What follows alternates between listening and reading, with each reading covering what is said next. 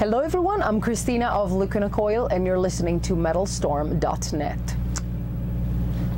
The Hottest Chicken Hard Work tour was just done, and now you're doing a couple days in your headlining tour. How has the overall tour been going so far? Overall, it's doing good. I mean, we didn't announce the dates a lot of time in advance because that's how it happened when you're on the road. There is always something coming up at the very last moment, or you have to fill in some dates that are off, and maybe you just put in new gigs. But I have to say that I'm pretty happy about the tour. I mean, we were just on the beginning of it, but I'm already very happy. Do you prefer to be on a tour package with similar artists, or does it matter to you? Well, in reality, it doesn't really matter because, I mean, as long as we're able to play our show and perform our songs in front of our crowd, it doesn't really matter. If I go to see some other shows, I prefer packages where every band plays something completely different, just because I think it's boring after a while to hear the same style over and over. But I mean, that is just me. A couple of days before the official release of Broken Crown Halo, who came up with the name? It's a name that came up. I don't even remember who thought about the name, I mean, precisely, because it was a combination of events, and we were sure that we wanted to use the word crown because it was symbolizing the sort of protection we tend to have of our own little kingdoms as kings and queens. So we definitely wanted to use the word crown. A crown that might be damaged by all the events and the people out of this kingdom. So that's why the broken crown. And the halo came up. I think that the tour manager came up, was like, halo. I was like, wow, we like that. And we kept it. So it was a combination of events. You said either you or Andrea said in an interview that we set the bar pretty high with Dark Adrenaline, and it hasn't been easy bringing our sound to the next level. Do you think you achieved that with the album? I think we achieved that. I mean, we're really happy about how the songs are sounding. We are happy about the production, even though we weren't there when the mix was done, so it was like a back and forth of emails approving mixes, and that makes things a little bit more difficult and requires more time. But I'm really happy about this because it was a challenge in between us. I mean, we didn't feel any pressure from either label or fans. It was more about us doing something that, in our opinion, could have been better than Dark Adrenaline in terms of songwriting, in terms of like playing instruments and singing, and we experimented with a lot of new things, and I think this album is really good. I mean, that will be for other people to judge, but I'm very, very proud of it.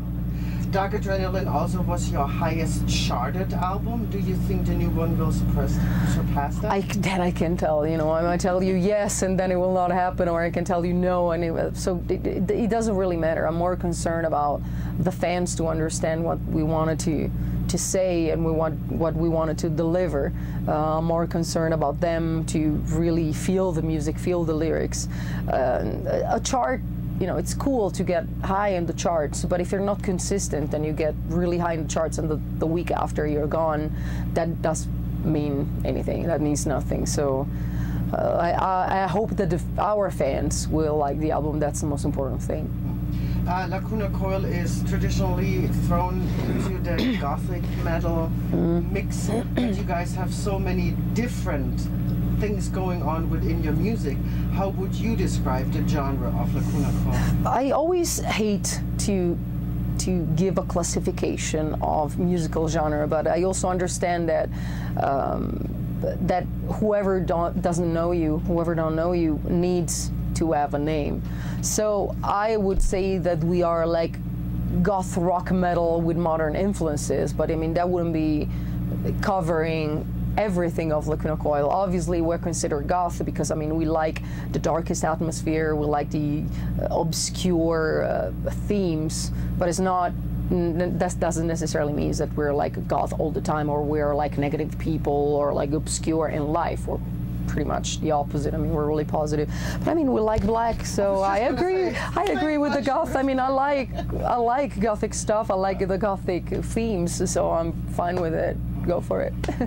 You guys have been on Century Media throughout your entire Yes. career. Yeah. What are the benefits for a band as Lacuna Coil having the backing of such a label? Well, there are pro and cons, whether you stay with an independent or a major. Because if you are with a major, the problem is that usually majors have huge artists, you know, huge to the level of, I don't know, Justin Timberlake or Rihanna, this type of artists. So they invest a lot of money on these artists, and when they get smaller bands, it's usually because they know that they can kind of be sure that the basis of fans will buy some records, that amount of records, so they can kind of be sure about that. But most of the time they're not taking the same care as they would take of a bigger artist. The independent labels are leaving on smaller artists that might be at the top of their charts because they might be the best selling for them. So they invest a lot of attention and they put a lot of care and a lot of passion in these bands. And we just found out that it's our ideal condition, because I mean we will never be as big as Rihanna, because I mean we're not pop, we don't have the same budget, we're probably not appealing to a huge amount of people because we're more deep and intense, we're less poppy, but we're happy the way we are, because I mean we are the best-selling artist of an independent label of Century Media, so they take good care about us and they're really motivated to bring us even to the next level.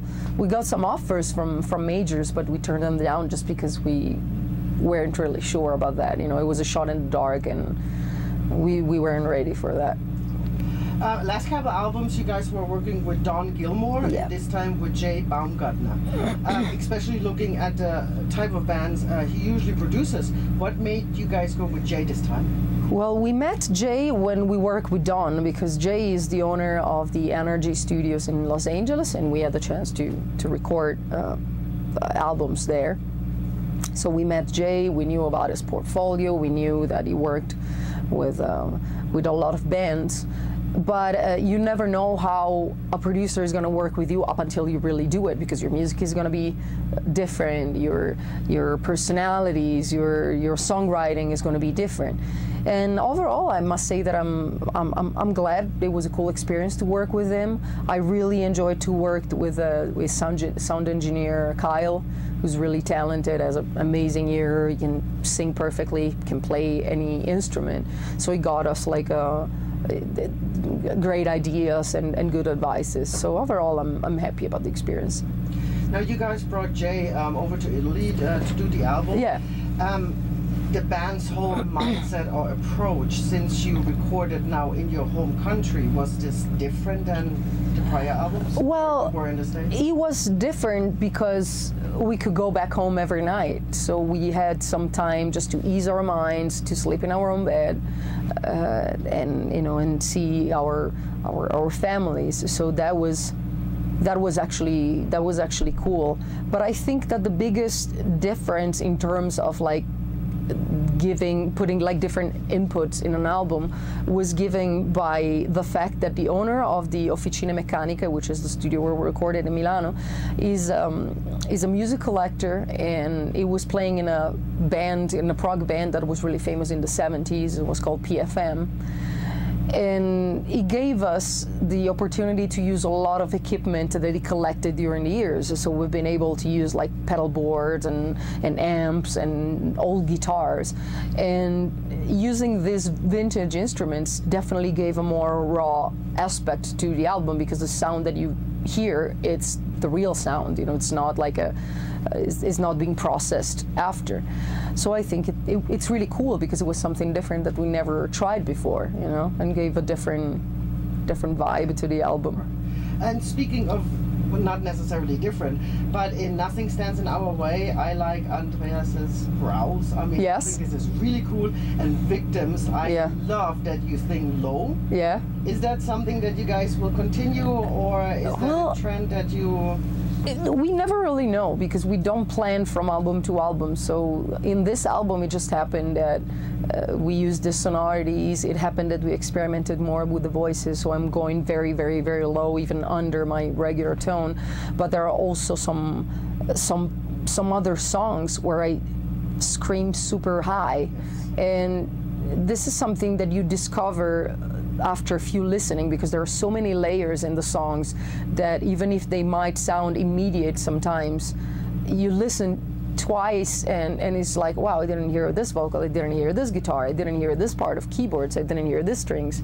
And I think it's the cool thing of this album, that with every time you listen to it, you discover something new. So that's valid for my voice and Andrea's voice as well. And we did something different, and we also took something from the past, re-putting the growl vocals and the stronger vocals, because we just like it. It's the perfect mix in between the old and the new. Real quick, you just, well, two of your longtime members just left. Yeah. And I mean, of course, you guys are going to get a permanent drummer, but have you guys thought about going back with two guitars or staying with the one guitar sound, or is that too early? Not at the moment, because to be honest, I mean, we started to use one guitar only after Chris' departure, and using Ryan. That was our drum tech, so he knew all the songs. He's an amazing drummer. He played with a lot of bands, so he also knows how to leave on the road on a bus, which is also important if you want to be with a band. And a lot of people told us that the band is sounding great, because with one guitar, you can actually let the crowd listen to every little details of the guitaring, you know, and the band sounds more rock than ever right now. At least that's what we've been told. So we didn't put a lot of thought thinking about replacing members, because I mean, Chris and Chris are our friends, and so it's still fresh, you know. Right. We ended up this relationship in the best way. We're still friends. We are happy and they're happy, so it couldn't be better. But I don't think it's time to find permanent members. I mean, we're doing just fine as we are right now. Odds and ends, real quick. Your last live album on DVD was in 2008. Yeah. Any indication? Upcoming? At the moment we don't have any plans for DVD, to be honest, because I am personally kind of against DVDs put out just cause, or just because you want to sell more stuff to your fans. I don't think it's honest. I understand the collection part, and that's why we put out a lot of like limited edition or special editions of the album. But unless it's a special show with something different, with a great setup, or maybe like an orchestra, or like a one-of-a-kind show, I don't see the reason to say, oh, this is the show we recorded in this club, or this is the show we recorded at this venue. Doesn't really make a lot of sense to me. I would love to do a DVD, to make a DVD that really shows what's happening behind the scenes, but not necessarily just, you know, the partying part, which is cool and it happens, so that might be part of it, but also how is the backstage, how is the life on the road. But to do that, you need like a kind of a big budget, because you would need somebody following you all around 24/7, and not just like me, but also every other member of the band, the crew. So it would be like a big budget thing to do, and kind of complicated. But that would be my idea. Because you just mentioned limited edition, the special vinyl 500-piece limited thing. Yes. Whose idea was that? Well, that's not really like it is a limited edition, but that's not the real limited edition. That was a kind of cool thing that Century Media did for the vinyls. So now vinyls are big time, and I love vinyl, so I think it's great.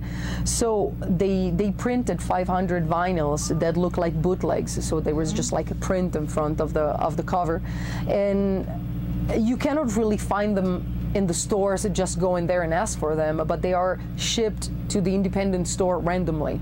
So they will have the regular vinyls, and in between them there might be this special vinyl.